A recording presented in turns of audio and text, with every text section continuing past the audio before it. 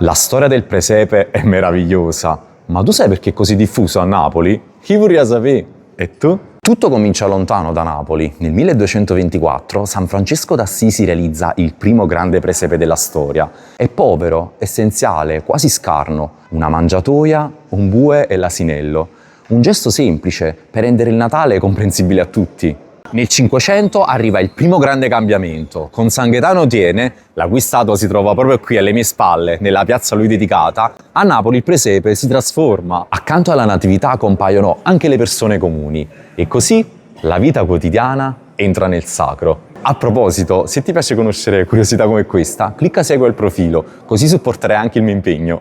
Il vero salto avviene nel Settecento con Carlo di Borbone. Il re era affascinato dal presepe. Insieme alla regina Maria Amalia sceglieva tessuti, scenografie e dettagli. Il presepe entra anche nelle case nobiliari e nasce una competizione silenziosa. Più era grande, ricco di dettagli e realistico, più raccontava il potere e il gusto di chi lo possedeva. E venivano chiamati anche gli artisti migliori per creare delle statue uniche. Il presepe diventa il simbolo della grandezza di Napoli. Ma quella magia non resta chiusa nei palazzi nobiliari, scende nei vicoli ed entra anche nelle case del popolo. Ed è questa la vera particolarità del presepe napoletano, mescola sacro e profano.